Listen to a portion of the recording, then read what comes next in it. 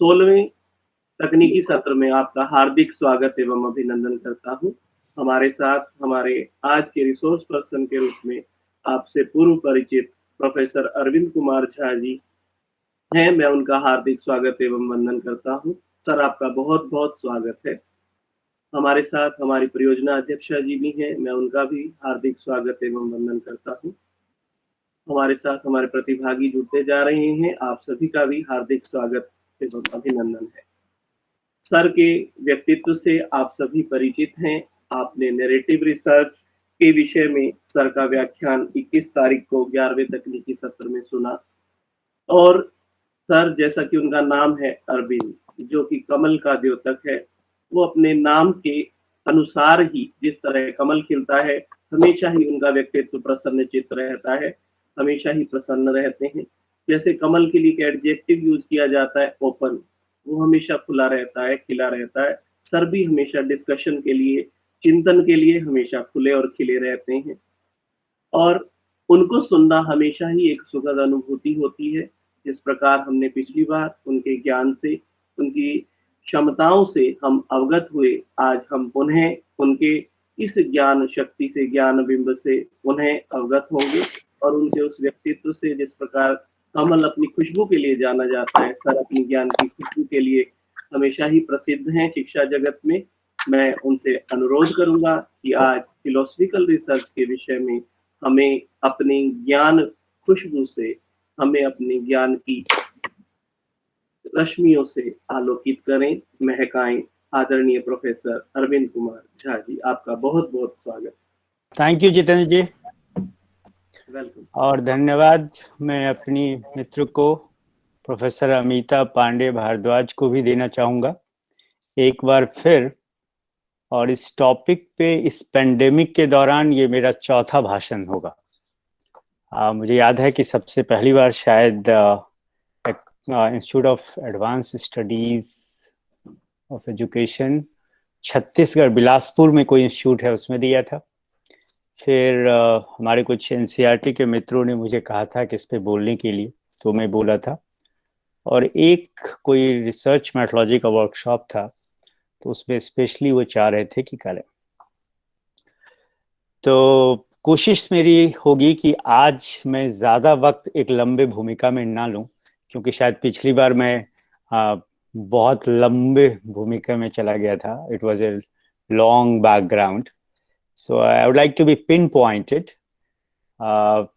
and number one. Number two, I would like to be more pragmatic rather than idealistic in my presentation. So before taking much time, friends, I would like to start with my PowerPoint presentation. So philosophical research. As far as the epistemic hierarchy of the discipline is concerned, I repeat, epistemic hierarchy of the discipline is concerned, this is the discipline which comes at the highest level. It is said that number one comes philosophy, then the mathematics, then the hard science like physics, then the soft science like chemistry, bio, zoology, or any other sciences. Then comes social sciences. And in the epistemic hierarchy, I don't know why, but this is how things have been arranged. Language comes at the lowest, right? Whether this language is the English or Hindi or Sanskrit or any linguistic study comes at the lowest. But anyway, I have always asked one question: why philosophy has been given so much importance? And why still the highest degree that a man or woman acquires in his or academic career is called PhD, right? And P stands for, PH stands for, in short, the philosophy. So, sorry, some of the slides may be repeated one, so please don't take it otherwise. So what I'll be doing, I'll be talking about philosophical research as such, then the philosophical research basis, and then I'll move over to philosophical research perspectives. And today what I have decided to do, because some of you might be from the science and mathematics background students as well, or maybe the engineering and computer science. So I'll be taking, when I'll be talking about the philosophical research perspective, I'll contextualize it with respect to mathematics research or mathematics education research as such, right? Because my first discipline is mathematics. And then I'll be talking about what are the steps involved in philosophical inquiry as a research process, and what are the common features of philosophical methods. And in the end, if time permits, I would like to talk about the transition of philosophy, okay? Because, everything is a transitory. If our life itself is a transitory, why not the discipline orientation and the basis of discipline and the discipline as such should also be transitory? This is what I think. And this is one thing. Secondly, Heraclitus and others have said that everything is changing. So change is the only permanent thing. Now, if you're not comfortable with the word change, you can use the word transition. There is a difference between change and transition. All right. So this will be my scheme of presentation today, and I'll try to have interaction today, at least for 10 minutes. So by 11:20, I would like to conclude. If I have to skip some of the even important slides, I won't mind, because slide presentation is not the sole criteria of my presentation, friends. See, when we say philosophical research, when we say philosophical, we simply mean of philosophy. And that's why, in interview, in education, we read what is the difference between philosophy of education, education of philosophy, and educational philosophy. Okay. So when we say philosophical, it means of philosophy. Very frankly, of philosophy. Since philosophy deals with the abstract study of the fundamental nature of reality. For example, it's very easy to define what is knowledge, no? Okay, even to recognize what knowledge is and what knowledge is not. But if I'll ask you to define what knowledge is in terms of concrete reality as well as abstract reality, then you'll find it's very difficult to define. Like in my own book, my first book, Nyaya, Philosophy, Epistemology, and Education, from the Western perspective, I think I have quoted more than 50 definitions of philosophy. From the Indian perspective, Nyaya, Vaisheshik, Sankhya, Yoga, Mimamsa, and Vedanta even. And these are the so-called the orthodox school of thought, or the traditional school of thought, and the non-orthodox school of thought like Buddhism and Jainism. From there also I have quoted the quotation of what is knowledge. But today, if you'll ask me, it's very difficult. I mean, every time I find that, none of these definitions, thousands of definitions that have been given by the philosophers, they are sufficient in itself. Okay, so why it happens? Because philosophy always deals with abstract study of the fundamental nature of reality. I repeat, abstract study of the fundamental nature of reality. कि वास्तविकता है क्या इस जीवन, इस पूरे ब्रह्मांड की reality क्या है? So whatever we call philosophical is having the same test. इसलिए पहला अर्थ तो होगा philosophical का of philosophy, और दूसरा होगा कि when you try to understand reality, not only in terms of its concrete reality, but in terms of its abstraction as well, तो वो philosophical हो जाएगा. जैसे देखिए, आज अगर हम एलिमेंट्स की स्टडी करते हैं, तो एलिमेंट्स की स्टडी में अब सिर्फ फिजिक्स नहीं रह गया है, नहीं, इलेक्ट्रॉन, प्रोटॉन, न्यूट्रॉन नहीं रह गया है. उस एलिमेंट्स को समझने के लिए केमिस्ट्री उतना ही जरूरी है और बायोलॉजी उतना ही जरूरी है जितना कि फिजिक्स. और जब हम एटॉमिक स्ट्रक्चर को पढ़ते हैं और कहते हैं कि ये प्रोटॉन है, ये इलेक्ट्रॉन है, ये न्यूट्रॉन है, लेकिन आज तक कंक्रीटली कोई नहीं दिखा पाया कि वो है क्या. इवन तो मैं बताऊं कि जब अगर आप a brief history of time Stephen Hawking की पढ़ेंगे, या बहुत सारे लोगों का, फिजिक्स ऑफ कापरा का टाउ ऑफ फिजिक्स पढ़ेंगे आप, या एडिंगटन श्रोडिंगर को पढ़ेंगे आप, ये सारे एडिंगटन और श्रोडिंगर, ये सारे लोग नोबेल लॉरेट। तो कहा कि अच्छा वो अल्टीमेट पार्टिकल क्या है, तो जब उनको कुछ नहीं समझ में आया तो उन्होंने कह दिया एक गॉड पार्टिकल है।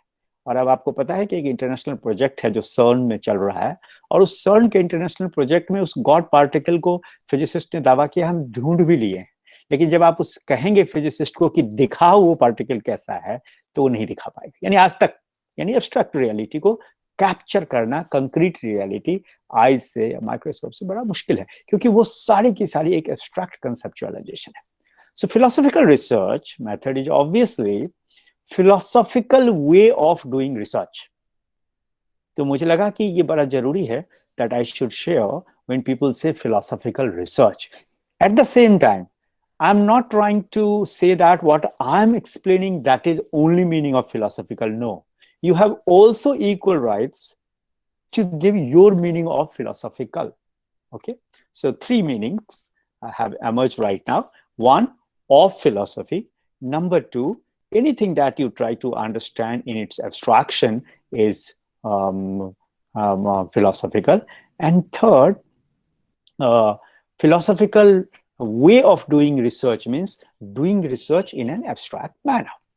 Okay, so it can logically be stated that there is indeed a philosophical research method.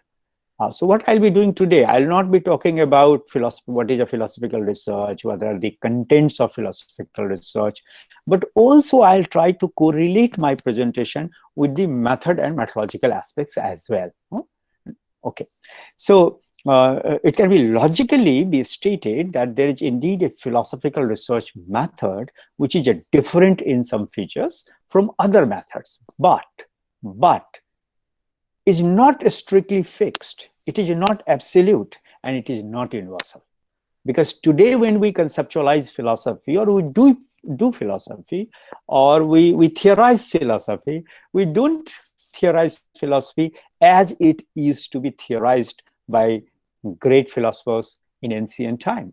So many of the things that have been said by Socrates, Plato, Aristotle in Greek tradition, even in Indian tradition, said by Maharshi Gautam, the propounder of the Nyaya, or Kanad, propounder of the Vaisheshik, or Jaimini, or any other, or Patanjali, or even Shankaracharya, or anyone else. You know, today we don't do philosophy that way, and there is no need to do philosophy that way only, right? Every philosopher has his right. I mean, the right within its disciplinary domain to differ from that. Only then new things will emerge. Only then development will take place.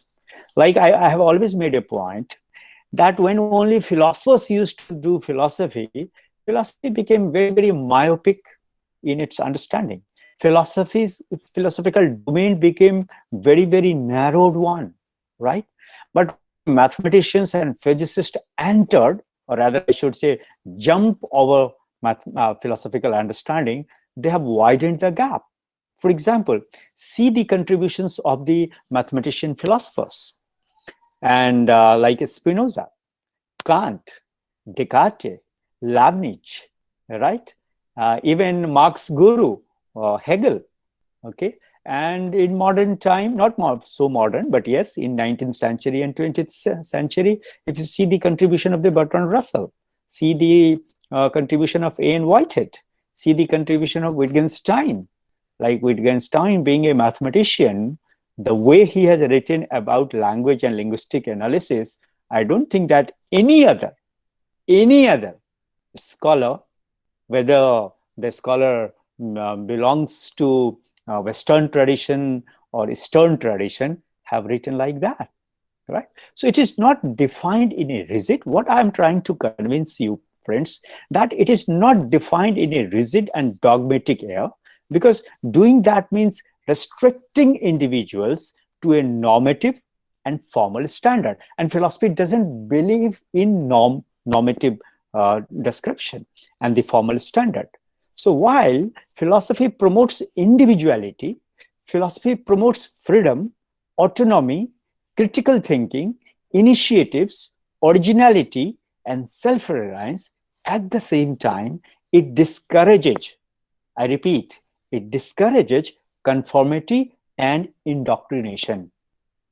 Today, sometimes, as I said in my last lecture, I get highly frustrated when I find that those who conduct their research, particularly the educational and psychological research, educational research particularly, they say, oh, this is the research, or this is the way to conduct the research, or this is the only right way to conduct the research in quantitative paradigm of research or positivist paradigm of research. I think that we are not doing justice. We are doing great injustice to the discipline, not educational research, but research itself. Fine. Why? Because philosophy always discourages conformity and indoctrination. So the research philosophy refers to what? Now I'm going to talk about the philosophical research base. So when I say philosophical research base, it means the base as a paradigm, or base as the content, because philosophical research derives its contents from its research base. And what's that base? It refers to, the first base is the epistemological based, second the ontological based, third the axiological based, and methodological based, right, etc., etc. But if you will put in a continuum, then it should be, I mean, logically and rationally, ontological base, epistemological base, and axiological. So philosophical research means any research which is, whether you are conducting in educational research or psychological research or social science research or linguistic research or even medical science research, right? Or even engineering research or the law research. Law people are using a lot nowadays. So ontological, epistemological, and axiological. So you ask yourself, you have an open conversation with your research supervisor, open conversation in board of studies, that does this problem refer to either the epistemology or ontology or axiology. If not, then those researches cannot be considered as philosophical research. One thing is very clear. And that's why when some people write, I'll not say that they are wrong, because, you know, they have their own understanding of the way of understanding. They have own perception of understanding.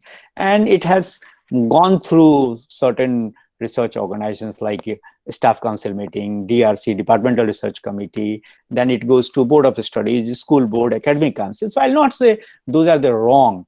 But as far as the philosophical tradition is concerned, like studying Gandhi's ideas of education, that's not philosophical research. Or any ideas of research, that's not philosophical in nature, right? But this is how, you know, in the name of philosophical research, people in the area of education have been conducting their research. Why? Because the research philosophy or philosophical research refers to anything and everything or any problem which is epistemological in nature or ontological in nature or axiological in nature. So you can say that the research philosophy refers to epistemological, ontological, and axiological assumptions and undertakings that guide an inquiry in a research study, implicitly or explicitly. तो क्या वो ज्ञान मीमांसा से संबंधित प्रश्नों का उत्तर देने में के लिए आप ये रिसर्च कर रहे हैं, तो आप उसको कह सकते हैं फिलोसॉफिकल रिसर्च। या उस प्रॉब्लम की रियलिटी को कैप्चर करने के लिए आप पढ़ रहे हैं, तो आप उसको ऑन्टोलॉजिकल कह सकते हैं। या ये जानने की आप कोशिश कर रहे हैं कि ये वैल्यू लैडन है या वैल्यू फ्री है, यानी वैल्यू न्यूट्रल है या वैल्यू लैडन है। अगर आप एक्जियोलॉजिकल पॉइंट ऑफ व्यू से देखेंगे तो क्वांटिटेटिव पैराडाइम ऑफ रिसर्च के जितने भी शेड्स हैं, उस हर एक स्टेप पे क्वेश्चन खड़ा करता है philosophy, right? So in general अब ये तीन शब्दों का मैंने प्रयोग किया। हालांकि आजकल मैं एक चीज और इसमें जोड़ता हूं जिसको मैं कहता हूं रेटरिक ऑफ रिसर्च, राइट? क्योंकि जो फिलोसफी ऑफ लैंग्वेज है वो भी उतना ही इंपॉर्टेंट है। But anyway, today I am not going to include that also. But when I talk philosophical research in the domain of humanities, that is languages, I do talk about that.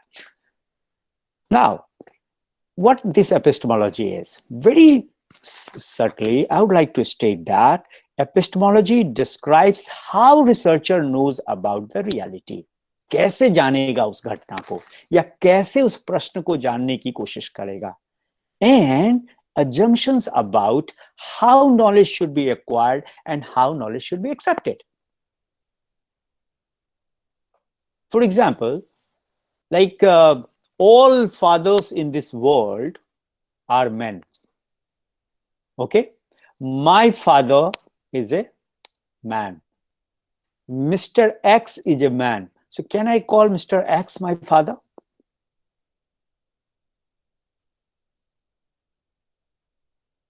Now see the logically, what is the logic? No, sir. No, yes, you're right, no.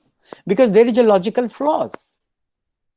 And that's why philosophical research is a very particular, that you must understand what you are doing. Otherwise, what you are doing in the name of research, they will produce futile results. So this is one thing. Second, let me talk about the ontology. So epistemology describes how researchers know about the reality, and the assumptions about the knowledge should be acquired and accepted. On the other hand, ontology explains what knowledge is and assumptions about reality, not knowledge about itself, knowledge about reality. जैसे इस जो education जिसको हम कहते हैं, education की reality क्या है, एजुकेशनल फेनोमेना. अभी मैं जब घर से चलते हुए वॉक डाउन करते हुए ऑफिस आ रहा था, तो कल या परसों, अभी 3 दिन पहले एक मूवी देखी, तो उसे ये कंक्लूजन निकाला कि there is a difference between business of law and business of justice. Both are not the same. Why? Because law is merely a tool to realise the justice. तो मैंने कहा ये बात अगर लॉयर्स के बीच में मैं भाषण दूं तो उनको बुरा लगेगा, तो उनको ये बताना पड़ेगा ठीक उसी तरीके से जैसे education has, I mean, business of education and being educated, both are not same thing, both are different things. And that's why sometimes, like Ivan Illich and Albert Reimer, both have, even to some extent Faraday, have time and again said that education has made people uneducated more. They have damaged the educationality of the human existence and human life. They are failing in making people or converting people or helping people to become educated. So the ontology explains what knowledge is, that's right, and assumptions about knowledge. What is knowledge? I mean, the reality of that phenomena. Now, there is another connotation that is called axiological, right? Axiological reveals that assumptions about the value system, whether your problem is value laden or value free. If you say it is a value free, no, people say that it should be. Do you think that it's possible to conceptualize anything in this world which is a value neutral? As has been advocated by phenomenological orientation and existential orientation. So these epistemological undertakings, ontological assumptions, and axiological purposes about the nature of the world complement the formulation of research philosophy, friends, and the content of research, philosophical research, thereby influencing the selection of not only the appropriate research content, but also the appropriate research approaches and methods. This is one thing I wanted to say as far as the philosophical research base is concerned. In addition to the epistemological positioning, the ontological assumptions about the nature of the reality of world constitutes the other important aspects of the research philosophy. So based on whether the external world is having a predetermined nature and structure or not, two ontological assumptions known as a realist and idealist are defined. Why? Why I'm saying so? Let me explain with one example. See, what realists do, like what is difference between constructivist approach of teaching and conducting research, and a behavioristic approach of teaching and conducting the research, or idealistic approach of conducting and doing the research and teaching. See what happens. Realists start with a stance of commonly experienced external reality with predetermined nature and structure, whereas idealists assumes that different observers may have different viewpoints, and that what counts for the truth can vary from place to place and from time to time. And that's the difference. So as far as the axiology is concerned, axiology, the third component of the philosophical research, is classified based on whether the reality, as I said earlier, friends, is value-free or value-laden. So in value-neutral research, what happens? The choice of what to study and how to study can be determined by objective criteria.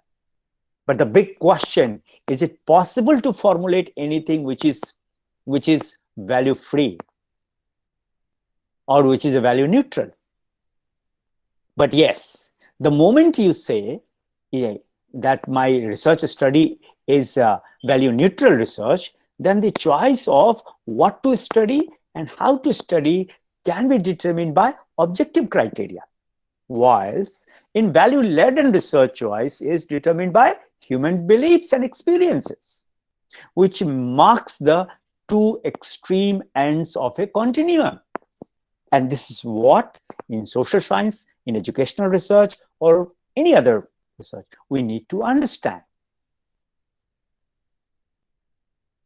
Thus, I would like to conclude that the issue of how observation is a theory-laden raises the problem that there is no independent or neutral point from which an observer might occupy and objectively observe the world, and thus all knowledge is knowledge from particular points of view or paradigms. And that's why forget about social science. See the paradigm shift of knowledge within the physics, within the tradition of knowledge development of physics. Newtonian mechanics is completely different from Einsteinian mechanics, and Einsteinian mechanics is completely different from, today we know that, what we call the quantum mechanics. So the three physics, you can do the comparative study. And that's why all knowledge is knowledge from particular points of view or particular paradigm. So in short, अब तक जो कुछ मैंने कहा दोस्तों, ये कहा कि जब आप फिलोसॉफिकल रिसर्च बेस की बात करेंगे, तो अगर आपका जो रिसर्च प्रॉब्लम है, रिसर्च क्वेश्चंस हैं, वो या तो एपिस्टेमोलॉजिकल इन नेचर होना चाहिए, या मेटाफिजिकल इन नेचर होना चाहिए, या एक्सियोलॉजिकल होना चाहिए, तभी वो रिसर्च फिलोसॉफिकल रिसर्च है, वरना वो नहीं है। नंबर 1। नंबर 2, मेटाफिजिकल दोनों आता है उसमें, ऑन्टोलॉजी एंड कॉस्मोलॉजी, राइट, और जिसमें हम theory of study of reality की बात करते हैं। Okay, now I will be talking about philosophical research perspectives. Okay, that's very important. See, we know, we have just seen there are 3 major traditions that influence philosophical research. Philosophical research in education, or philosophical research in social science, philosophical research in psychology, philosophical research in sociology. Now it is happening now. Philosophical research in market strategy. Like I remember that when I was teaching a paper, human ethics and values in management, I had 120 students in my class. From 3 different domains of management: human resource, marketing, and finance. And there I was requested that instead of talking about philosophy as such, or axiology as such, or ethics as such, please correlate with the particular cases.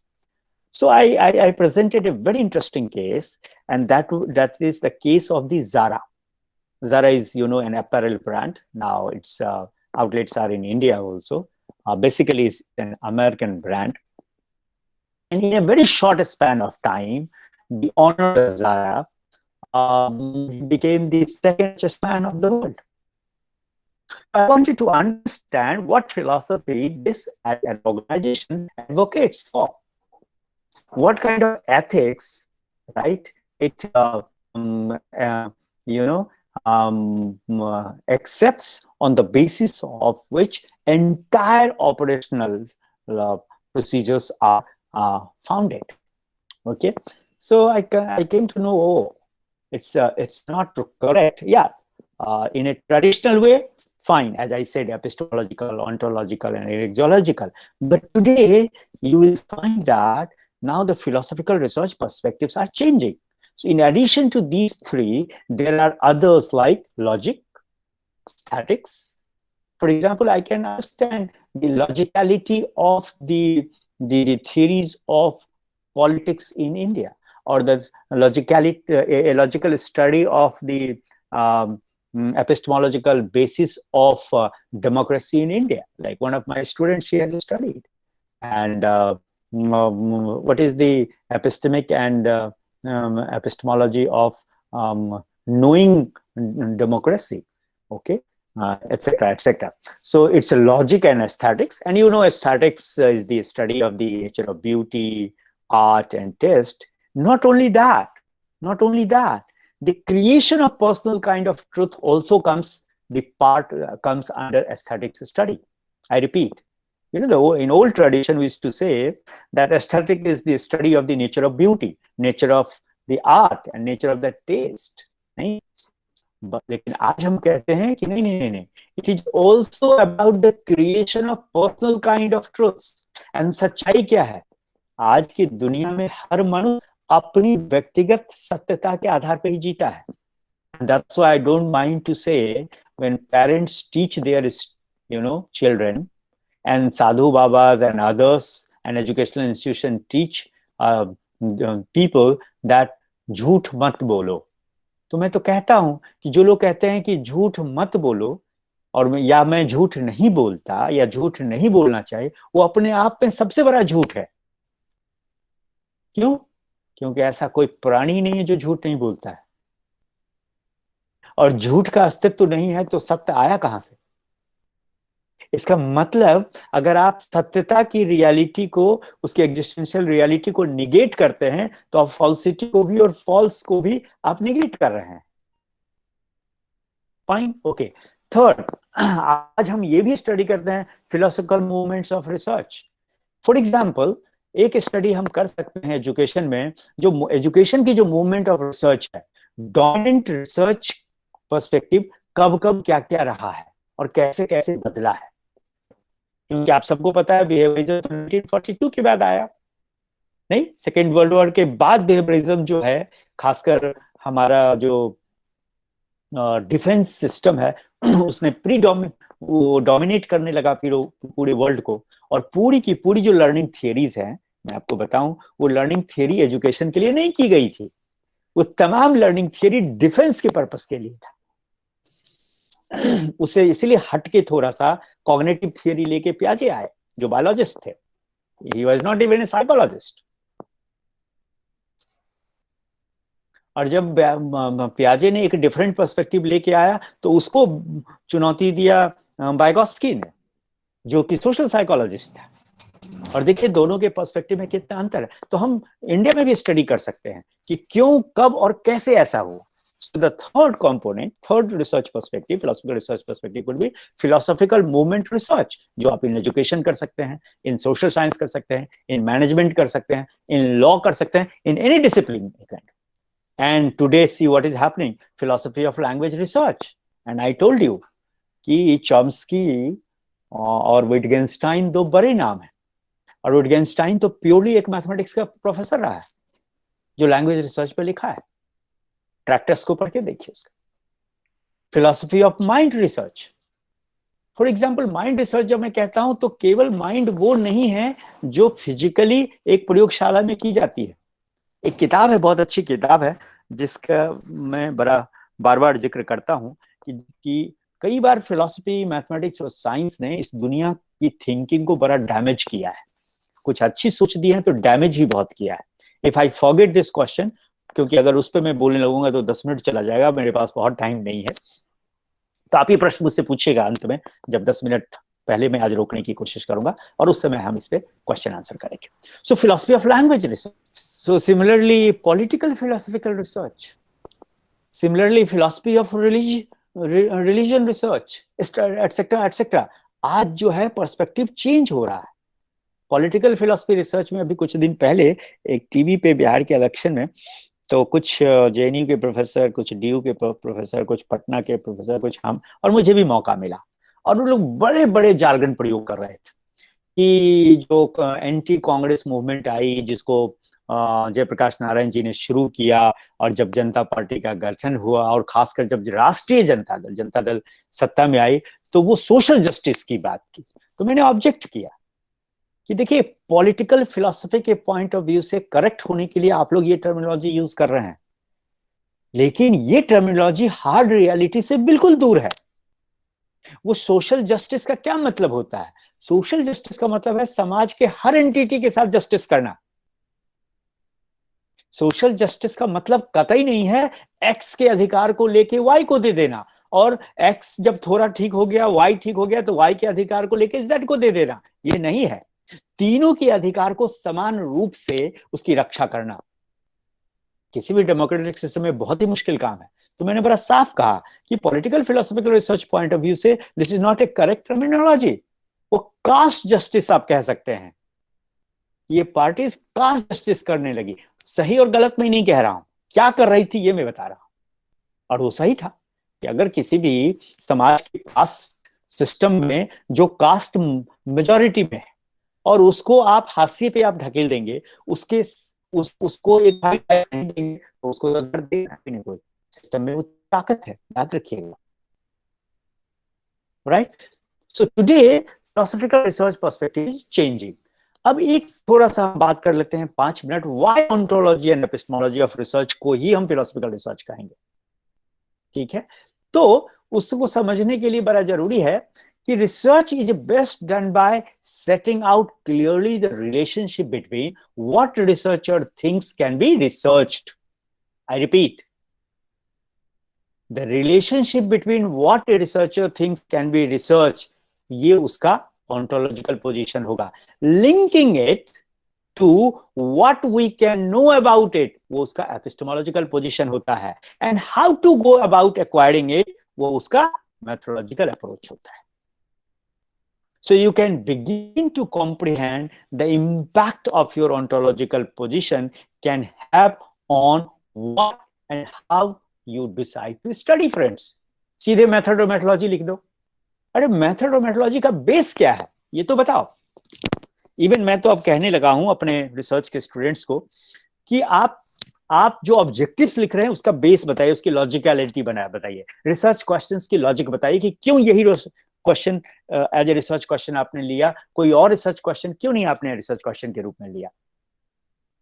Moreover, your ontological assumptions inform your epistemological assumptions, which inform methodology, and these all give rise to your methods employed to collect the data, to analyze the data, and to present the data.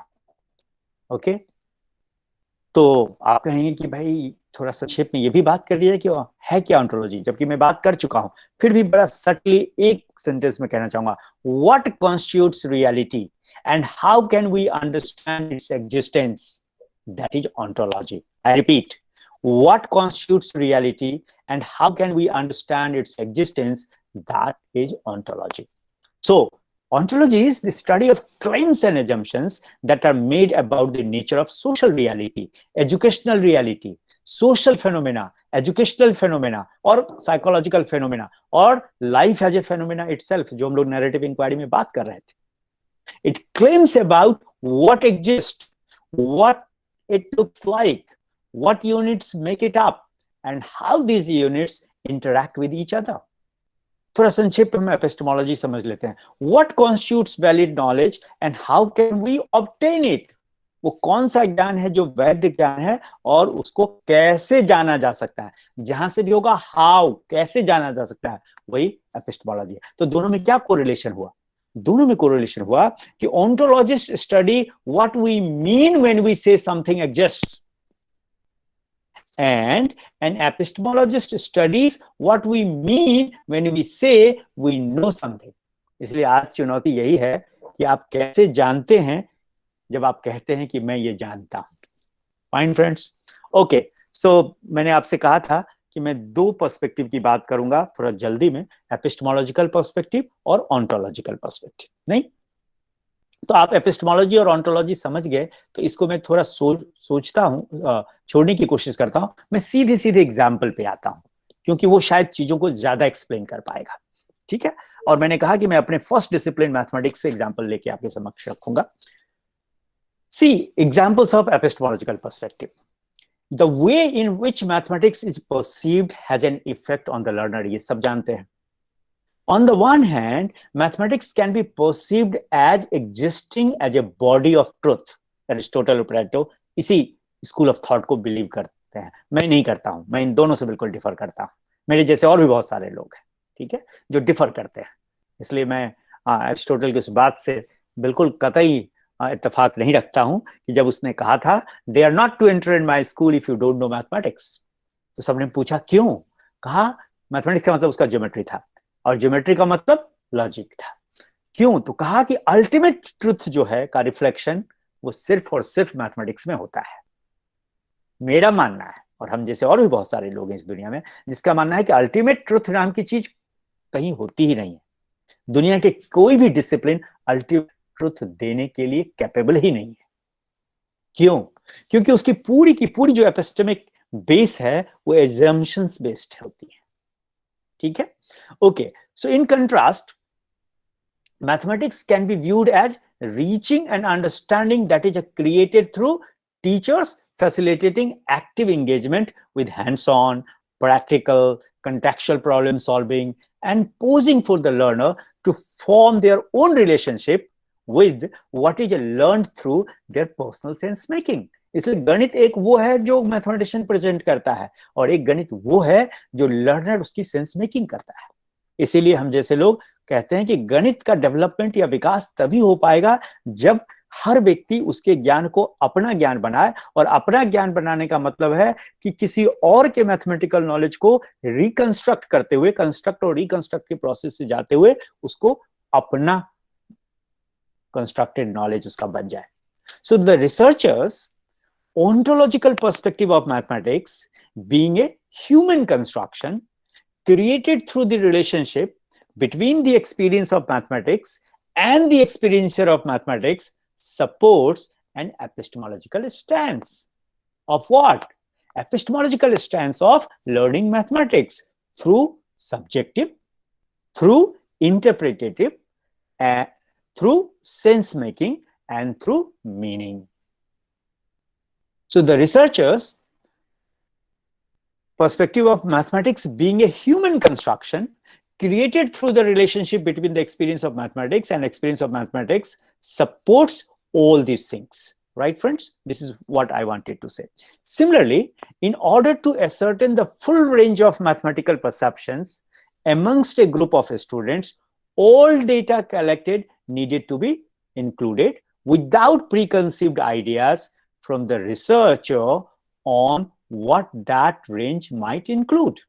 So the collection of data needed to be true to what students had to say. Not only students had learned and written in the book what they have to say about the mathematics. So a method of data collection in this case was therefore needed whereby students were free to recall and describe their experiences of mathematics and a method of analysis whereby those descriptions could be interpreted to ascertain the range of mathematical perceptions in a valid and reliable way. अब सवाल उठता है कि इस point पे करना क्या चाहिए. So at this point in the research design, what is needed? There is a need to consider ethical dimensions. Why? Since, as I have discussed, mathematical perceptions can be negative, and a review of literature has established that feelings towards mathematics could also be emotive and painful. हमेशा mathematics enjoyful नहीं होता, ये emotive भी हो सकता है और ये पेनफुल भी हो सकता है। And so protection for participants potentially recalling damaging memories of mathematical experience had to be taken into account। लेकिन दुनिया की तमाम जो मैथमेटिकल रिसर्च की गई है, मैथमेटिक्स एजुकेशन की मैं बात कर रहा हूँ, आपको ताज्जुब होगा जान के उसमें इन चीजों को कोई जगह दिया ही नहीं गया है। Okay, hence the ontological perspectives related to the epistemological view of knowledge in terms of the positionality of the researcher regarding perceptions of mathematics. So the focus on relationality between the learner and mathematics, the forming of mathematical perceptions through subjective mathematical experience, and the creation of new knowledge pertaining to mathematical perceptions through an interpretive analysis of subjectively described mathematical experience। इसलिए mathematics learning experience को narrative study भी किया जा सकता है, focus group study भी किया जा सकता है, हर्मेन्यूटिक स्टडी भी किया जा सकता है। लोग समझते हैं कि mathematics is only for creative, लोग समझते हैं कि mathematics is only for the rationality. नहीं फ्रेंड्स, ऐसा नहीं है। ओके ना, जरा हम ऑन्टोलॉजिकल पर्सपेक्टिव तो बात नहीं करेंगे, सीधे सीधे के एग्जांपल से ऑन्टोलॉजिकल पर्सपेक्टिव को समझने की कोशिश करते हैं। Suppose that the aim of the research was to determine students, primary teachers और सेकेंडरी टीचर्स और कॉलेज टीचर्स और university teachers perception of mathematics. अभी मैंने अपनी एक एमए स्टूडेंट को दिया है, what is understanding of understanding mathematics, जिसको आप कहते हैं कि गणित में फंडामेंटल्स क्लियर होना चाहिए, गणित की मैथ समझ में आना चाहिए, तभी गणित अच्छा होगा। तो उसका मतलब क्या होता है? What is understanding of understanding mathematics? तो मैं एक ऑन्टोलॉजिकल पर्सपेक्टिव एंड एसोसिएटेड रिलेशनैलिटी को, नॉट रैशनैलिटी ओनली बट रिलेशनैलिटी को एक एग्जांपल से आपके समक्ष रखता हूं। 5 से 7 मिनट का टाइम लूंगा। Suppose that the aim of the research was to determine students, for example our के secondary teachers perception of mathematics. अब ये एम था, अब क्या करेगा, क्या होगा ऑन्टोलॉजिकल पोजीशन, ऑन्टोलॉजिकल स्टडी इसकी कैसे होगी? So it was posited that perceptions were a result of what? Perceptions were a result of mathematical experience, and it was recognized that perceptions are intangible and unconsciously held. ठीक? So एक, अब मान लो मुझे ये study एक qualitative approach में करनी है, तो कहा कि अगर परसेप्शन क्वालिटेटिव का मामला है, परसेप्शन क्वांटिटेटिव का मामला नहीं होता है फ्रेंड्स। और इसीलिए लव एज ए फेनोमेना हर मनुष्य के लिए सेम नहीं हो सकता है। My mother's love for me and my daughter's love for me and my father's love for me and my son's love for me and my wife's love for me and my beloved's love for me is not same. तो इसीलिए इस researcher ने कहा कि नहीं, हम qualitative study करेंगे, ये परसेप्शन ऑफ मैथमेटिक्स लर्निंग और मैथमेटिक्स अंडरस्टैंडिंग का सवाल है। So a qualitative approach was therefore needed in order to encourage research participants to describe mathematical experiences. हालांकि इसी घटना को मैं आपको क्वांटिटेटिव भी कर सकता था, लेकिन चूंकि मेरा पहला लेक्चर क्वालिटेटिव था तो मैं उससे रिलेट करने की कोशिश कर रहा हूं। And an interpretative approach was needed to analyse those descriptions of to determine the mathematical experiences। अब अगर मैथमेटिक्स एक साइंटिफिक बॉडी ऑफ नॉलेज है और आप मानते हैं कि ये ट्रुथ को असर्टेन करता है and proved by mathematicians before us, a set of rules and procedures इसमें होता है which can be applied to reach answers to problems होता है और वो आंसर ट्रुथ होता है। एक तो ये सोच होगी ऑन्टोलॉजिकल पोजीशन की। दूसरी क्या होगी? A contrasting ontological perspective will be by the researcher who views mathematics as a human conceptualization of the phenomena we witness around us in our world.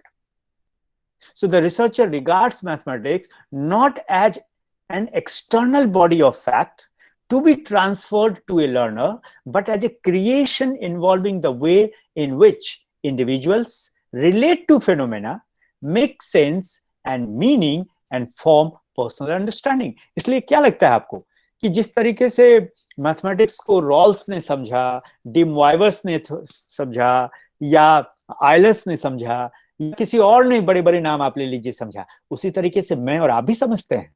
नहीं। लेकिन मैथमेटिक्स हो रहा है ना, मैथमेटिक्स कर रहे हैं ना। आज भी दुनिया में कुछ ऐसे देश हैं जो कहते हैं कि अगर आप मैथमेटिक्स में अच्छे हैं तो आइए, हम आपको फुल फेलोशिप देंगे, आप पढ़िए। क्यों इसकी इतनी इंपॉर्टेंस है? So one approach to narrative research is to, so from this latter perspective, मैंने दोनों को कंबाइन करके करने की कोशिश की थी, लेकिन टाइम नहीं है friends. So from this latter perspective, mathematics is therefore a human construction created of understanding as a phenomena are interpreted. तो इसकी ये जब इस तरीके से हम स्टडी करेंगे तो ये क्या बन जाएगा? ऑन्टोलॉजिकल स्टडी हो जाएगा। So the subject we call mathematics was created by humans to make sense of and understand the world. They communicate our understanding and work with what is around us, as well as for intrinsic enjoyment and challenge, and is hence a social construction of ideas arising from interest, activity and practical. एक topic है मेरा mathematical beauty, गणित में सुंदरता क्या है। और जहां भी दुनिया में मुझे कुछ मिलता है मैं उसको इकट्ठा करता। और उस पे अभी पिछले साल मैंने जामिया में एकेडमिक स्टाफ कॉलेज में उस पे लेक्चर दिया था, एस्थेटिक्स इन मैथमेटिक्स एजुकेशन पे, कि मैथमेटिक्स एजुकेशन को एस्थेटिक्स पे क्यों जोर देना चाहिए। हमारी अभी एक पीएचडी की स्टूडेंट है, she is MSc in chemistry और physics, she is working on aesthetics in science, right.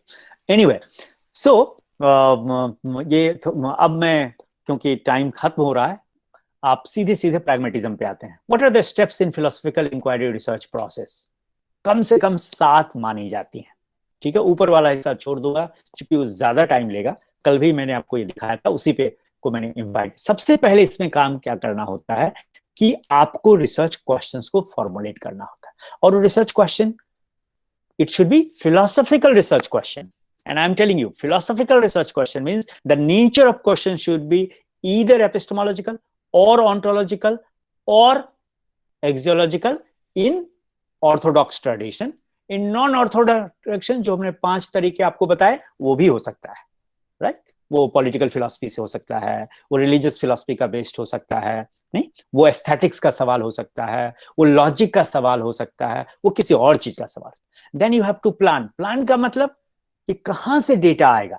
जैसे मैं अपनी बात बताऊंगा, जब मैंने रिसर्च टॉपिक लिया एपिस्टेमोलॉजिकल इंपोर्ट ऑफ न्याय फिलॉसफी, ये मेरा रिसर्च प्रॉब्लम था। तो लोग सोचते हैं ज्यादातर कि 4 किताब ले लो और उसको मिला के लिख दो, ऐसा नहीं होता है। फिर मुझे एक प्रोफेसर ने, जो मेरा रिसर्च सुपरवाइजर तो नहीं थे लेकिन उनकी इंटरेस्ट थी, उन्होंने सजेस्ट किया कि अरविंद जी, आपको कुछ उन लोगों से भी बात करनी चाहिए जिन लोगों ने एपिस्टेमोलॉजी में कुछ लिखा पढ़ा है और औरों से अलग लिखा है या अपनी सोच रखते हैं। तो मैंने कहा सर कुछ ना, तो मैंने ढूंढना शुरू किया कि भारत में ऐसे कौन लोग हैं जिन्होंने एपिस्टेमोलॉजी में काम किया है। तो एक नाम आया, क्योंकि मैं उन दिनों फिलोसफी के सेमिनार में बहुत एक्टिव रहता था। अमिता जी को याद है कि फिलोसफिकल फिस्प ने एक सेमिनार ऑर्गेनाइज किया था यूनिवर्सिटी ऑफ दिल्ली में। उस ऑर्गेनाइजेशन का नाम है Francis international society of philosophy, जो फ्रांस की बॉडी थी, दिल्ली यूनिवर्सिटी और आईसीपीआर तीनों ने मिलकर किया था। हम लोगों ने उस व्यक्ति पर, मैंने क्रिटिक ऑफ कंस्ट्रक्टिविज्म, मैंने उसमें पेपर पढ़ा था, मुझे याद है। तो खैर, मैंने जब ढूंढा तो मुझे लगा कि दया कृष्ण की एक किताब छपी हुई है एपिस्टेमोलॉजी पे, ज्ञान मीमांसा पे, और हिंदी में किताब, वो थोड़ी क्लिष्ट थी मेरे को समझने के लिए।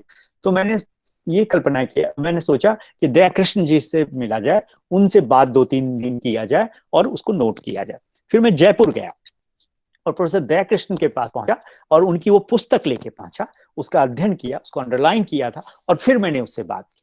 तो प्लानिंग का मतलब मैं ये कहना चाह रहा हूं फ्रेंड्स कि किताबों को सिर्फ इकट्ठा नहीं करना है, आपको एक्सपर्ट्स को भी इकट्ठा करना है, आपको टेक्स्ट को भी इकट्ठा करना है, आपको वर्क्स को भी करना है। जैसे न्याय फिलॉसफी मैंने ली, तो पहले मैंने ओरिजिनल वो संस्कृत ढूंढी जिसमें महर्षि गौतम के सारे सूत्र लिखे हुए हैं, फिर उस पर हम बादशाह की टीका ली, और ऐसे करते करते मेरे पास 260 किताबें हुई केवल न्याय दर्शन।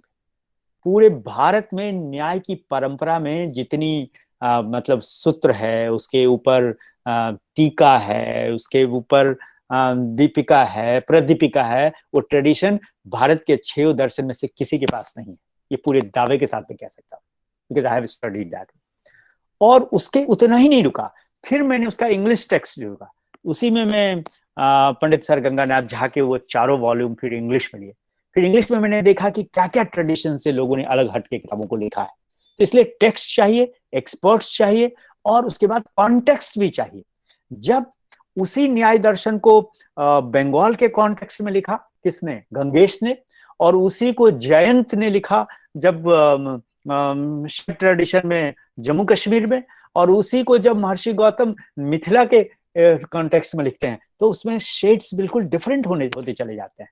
और आज भी दुनिया की सबसे क्लिष्ट लॉजिक जो नब्ब न्याय है उसको माना जाता है, गंगेश का जो है, राइट। बहुत रेयर उस पर पीएचडी होती है। अभी यूनिवर्सिटी हवाई में एक स्टूडेंट ने उस पर पीएचडी की है, मात्र 46 पेज का वो पीएचडी थीसिस है बस। तो प्लान का मतलब ये होता है। उसके बाद गैदर एविडेंसेस, और गैदर एविडेंसेस में देखिए, अगर आप गौर से देख रहे होंगे मेरे इसमें, तो उसमें है टेक्स्ट एंड अथॉरिटी, दोनों से आपको एविडेंस क्रिएट करना है कि उस एरिया का अथॉरिटी कौन है और टेक्स्ट में क्या कही गई है। क्योंकि टेक्स्ट के ऊपर जब कोई लिखता है तो अपनी बात को जोड़ के लिखता है। जैसे वाचस्पति में हम कहते हैं कि वो 6 दर्शन के ऊपर उसकी टीका और टिप्पणी। एनीवे, तब हम आते हैं सबसे इसमें महत्वपूर्ण जो होता है एनालिसिस, एनालाइज, स्टेप 4। और उसके बाद तो सिंपल है, आप सबको पता है, communicate the conclusions, taking the action, और उसके बाद है फर्दर द रिसर्च। उसको रुकना नहीं होता है। अगर रुक गया वो रिसर्च, इसका मतलब आपने रिसर्च नहीं किया है। ठीक है, इसी को मैंने एक्सप्लेन किया है। Research questions develop the philosophical questions that you will use to drive your inquiry.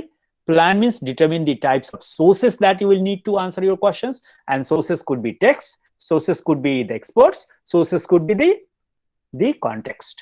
Then you have to gather the evidences, और evidences में textual हो सकता है, visual हो सकता है, कुछ भी हो सकता है। और analyze, communicate, अब इसके बारे में नहीं बात करूंगा। सीधे सीधे हम चलते हैं। नहीं, अब मैं कुछ नहीं चलूंगा। मेरे कुछ फीचर्स में बता दूं फिलोसफिकल मेथड्स की होती हैं, जिसको कहा जाता है मेथडिक। यानी अगर आप फिलोसफी ऑफ रिसर्च में, फिलोसफिकल रिसर्च में रिसर्च करना चाहते हैं, इन चीजों से आपको अवगत होना होगा कि फिलोसफिकल मेथोडोलॉजी की खासियत क्या है। ठीक है, और उसकी 2 चीजें हैं, philosophical method as a way of thinking and philosophical method as a way of demonstrating. And जब आप कॉमन फीचर्स की बात करेंगे तो you should acquaint yourself with methodic doubt, जिसको डेकार्टे ने बड़ा कमाल का लिखा है, I doubt therefore I exist, I think therefore I exist. हालांकि वहां डाउट का मतलब केवल स्केप्टिकल नहीं है, स्केप्टिकल के साथ साथ स्केप्टिकल इसलिए है क्योंकि हम किसी की ट्रूथ ऑफ वंस बिलीफ पे पहुंचना चाहते हैं। So methodical doubt is a kind of systematic process of being sceptical about the truth of one's belief. So argument, dialectic, doubt and the sense of wonder. और doubt and the sense of wonder में मैं आपको प्लेटो को पढ़ने के लिए कहूंगा। प्लेटो ने कहा है कि philosophy begins in wonder,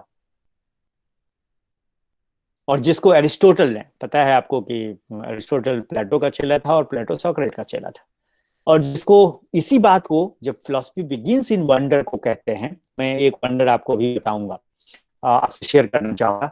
Aristotle ने कहा कि it was their wonder, astonishment that first led men to philosophize and still leads them. So philosophizing may begin with some simple doubts about accepted beliefs. Okay? उसके बाद formulate questions and problems हैं, ये सारे उसके common features हैं। इनंसिएट solution है, justify दी solution करना होता है। ऐसा नहीं है कि 4 किताबों में जो, इसलिए मैंने कहा किसी की आइडियाज का अध्ययन करना, आइडियाज को लिख के और सामने रख देना, वो फिलोसफिकल स्टडी नहीं होती है। हालांकि मैं किसी भी विश्वविद्यालय पे टीका टिप्पणी नहीं कर रहा हूँ, क्योंकि उनका अपना सिस्टम रहा होगा, लेकिन अगर आप मेरी बात पूछ रहे हैं तो मैं ऐसा कर रहा हूँ। आपको एक आर्गुमेंट बनाना पड़ता है, वगैरह वगैरह। इसकी सबसे बड़ी खासियत है एनालिसिस, और फॉर्म्स ऑफ एनालिसिस से आपको परिचित होना पड़ेगा। और फॉर्म्स ऑफ एनालिसिस को परिचित होने में आज आप जानते हैं हमारे पास क्या क्या, एक्सपेरिमेंटल एनालिसिस है, साइंटिफिक एनालिसिस है, मैथमेटिकल एनालिसिस है, स्पेकुलेटिव एनालिसिस है, डायरेक्शनल एनालिसिस है, साइकोलॉजिकल एनालिसिस है, फॉर्मल एनालिसिस है, क्लैरिफैक्टरी एनालिसिस है, कंसेप्चुअल एनालिसिस है, लिंग्विस्टिक एनालिसिस है, और डेफिनेशन एनालिसिस है। ये तमाम टेक्निक्स फिलोसफिकल रिसर्च की को लिखने के लिए की जाती है फ्रेंड्स, ओके, इन सब का मैं कुछ नहीं कर रहा। लास्ट में सिर्फ इतना ही कहूंगा कि ये समय आ गया है फिलोसफिकल रिसर्च की ट्रांजिशन का। और ट्रांजिशन का मतलब है, the transition of philosophical research का मतलब है from studying philosophy to doing philosophy. हम केवल स्टडी करने लगे हैं, हम करने रहे हैं philosophy. I would like to conclude this with one small anecdote. Those who belong to, some of you, those who belong to the discipline of education, you know, traditionally, deductive method was the only right method to arrive at conclusion, traditionally in Greek tradition. Okay? जो सॉक्रेट, Aristotle, प्लेटो और उनके तमाम नीचे के लोगों ने कहा। और उसको चुनौती किसने दिया? एक व्यक्ति का नाम था फ्रांसिस बेकन ने। और फ्रांसिस बेकन ने बहुत यंग एज में उसने कहा कि no, why this is the only right way to arrive at right knowledge, why not something else could be there. और उसने पूरे आपको पता है, जब उसने घोड़े की कहानी दी, और उसने एक दूसरा मेथड दिया जिसको कहते हैं इंडक्टिव मेथड। और पूरा का पूरा विज्ञान गणित दो हिस्से में बट गया। दूसरे विषय को तो मैं अभी ला ही नहीं रहा हूं। क्यों नहीं ला रहा हूं?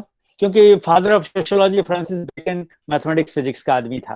किसी भी बड़े थिंकर का नाम लीजिए, किसी बड़े फिलोसफर का आप नाम लेंगे, वो सारे मैथमेटिशियंस आपको नजर आएंगे। मैंने कम से कम 10 से 20 फिलोसफर आपको बताए। और दो हिस्से में बट गया, inductive method and deductive method. और एजुकेशन ने उसी परंपरा को कॉपी। एजुकेशन आज भी ट्रेडिशनल, मैं बताऊं, एजुकेशन में इनोवेटिव और क्रिएटिविटी तो है ही नहीं। क्यों? क्योंकि इसका थ्योरेटिकल बेस ही नहीं है, इसका थ्योरेटिकल फाउंडेशन बड़ा वीक है। अपनी इसकी थ्योरेटिकल फाउंडेशन ही नहीं है। क्यों? क्योंकि हमसे पहले के लोग, पूर्वज लोग कहते रहे, मैं जिन प्रोफेसरों को बड़ा अच्छा मानता था, कि एजुकेशन इज इंटरडिसिप्लिनरी नेचर। काहे कि भाई, दुनिया का कौन सा डिसिप्लिन था जो इंटरडिसिप्लिनरी नहीं था? हमको बताइए। कंप्यूटर साइंस इंटरडिसिप्लिनरी नहीं था। कंप्यूटर साइंस को जन्म देने वाला कौन था? चार्ल्स बेबेज, ए मैथमेटिशियन। और आज कंप्यूटर साइंस अपना डिसिप्लिन बन चुका। और एजुकेशन के बाद कंप्यूटर साइंस का जन्म हुआ है। एजुकेशन के बाद में दुनिया के कम से कम 25 डिसिप्लिन की स्टडी किया है मैंने, जो एजुकेशन के बाद पनपा है। वो सब डिसिप्लिन बन गए। एजुकेशन आज भी इंटरडिसिप्लिनरी नेचर है। इसका कारण ये है कि हम एजुकेशनिस्ट ने उसको एक थियोरेटिकल फाउंडेशन देने की कभी कोशिश ही नहीं। हमेशा बोरो करते रहे आइडिया, कभी साइकोलॉजी से, कभी फिलोसफी से, कभी इससे, कभी उससे। हम आज भी हमने समझ पा रहे हैं what is it that makes an education education, जो फंडामेंटल क्वेश्चन होना चाहिए। तो खैर, हम लौटते हैं मूल सवाल पे। तो मैं भी पढ़ा बीएड में, आप लोगों ने भी पढ़ा होगा, एमएड में भी वही पढ़ता रहा कि induction is opposite to deduction and deduction is opposite to induction. एक गणित का छात्र हूं तो लॉजिक और एनालिसिस और लगाता रहता हूं, फिर एपिस्टेमोलॉजी भी पढ़ लिया। तो मैंने कहा कि नहीं, ये सही नहीं हो सकता है। थोड़ा देखा जाए कि भारतीय परंपरा में इस बात को क्या कहा गया है। जब मैंने ढूंढा तो one of the oldest school of thought in India, the Nyaya philosophy, says no, induction and deduction are not the two opposite methodology और two opposite process of arriving at right knowledge, they are the two faces of the same coin. वो इतना कह के रुकता है। अब as researcher जब मैं इस बात को स्टडी करूं, तो फिलोसफी में कर रहा हूं, तो मेरे लिए ये एपिस्टेमोलॉजिकल क्वेश्चन था। इसको मैंने क्या किया, तो मैंने लिखा है और आज मैं कहता हूं, no induction is possible without deduction and no deduction is possible without induction. ये एक रिसर्चर का कंट्रीब्यूशन होता है। मैंने कॉम्प्रोमाइज नहीं किया है, कॉम्प्रोमाइज नहीं किया है। अगर आप कहेंगे कि हाँ नहीं आपने कॉम्प्रोमाइज किया एज रिसर्चर, तो मैं एक दूसरा एग्जाम्पल आपको देता हूं कि ग्रीक ट्रेडिशन के सारे लोग, वेस्टर्न फिलॉसफी भी और ग्रीक ट्रेडिशन भी, ये कहने लगे कि रैशनैलिटी और इमोशनैलिटी में कोई तालमेल नहीं है। फिलॉसफी इमोशनल नहीं हो सकता है, मैथमेटिक्स में इमोशनैलिटी की जगह नहीं है। तो मैं उनको, आप सबको, I would like to give a suggestion, please read a work written by Antonio Damasio. Okay, and after reading that work, हालांकि उसका जो टाइटल है उससे मैं सहमत नहीं हूं, लेकिन ठीक है, he is basically a neurologist. Read that study. और आज मैं वो कहने लगा हूं कि no rationality is possible without emotionality and no emotionality is possible without rationality. तो आप करिए ना कि इमोशनलिटी और रैशनैलिटी का क्या रोल है और क्या कोरिलेशन है मैथमेटिकल अंडरस्टैंडिंग में, फिजिकल साइंस की अंडरस्टैंडिंग में, टीचिंग में, लर्निंग में, ह्यूमन लाइफ में, ह्यूमन एग्जिस्टेंस में। ये एजुकेशन का विषय होना चाहिए। And all these things should be the content of the philosophical research in India and abroad and anywhere, friends. And that's why I'm saying it is high time to talk about the transition of philosophy from studying philosophy to doing philosophy. But unfortunately, friends, I cannot talk. I had written this morning, and that's why I got late and I couldn't have time even for my breakfast. So I would like to stop here. Because I know that I being a secondary student of, not the primary student, primary I'm a student of mathematics, secondary student of epistemology, I would not have, I can't do justice with this because there is so much to talk about. There is just so much to discuss, but that's possible only when we are sitting face to face. Only, the lecture sometimes becomes dry. And had I explained it with more examples, it would have been more interesting for anyone. So, friends, I would like to stop here. I'm sorry. Again, I have taken, I think, 7 minutes more. So I step here. Thank you so much, friends. Thank you, sir. Thank you very much, sir. Philosophical research के विभिन्न text context को हमारे साथ share करने के लिए और हमारी नॉलेज को एनरिच करने के लिए मैं आपका हमारे शिक्षण अधिगम केंद्र, हमारे प्रतिभागियों की ओर से, हमारा विश्वविद्यालय श्री लाल बहादुर शास्त्री राष्ट्रीय संस्कृत विश्वविद्यालय की ओर से आपका हार्दिक आभार व्यक्त करता हूं।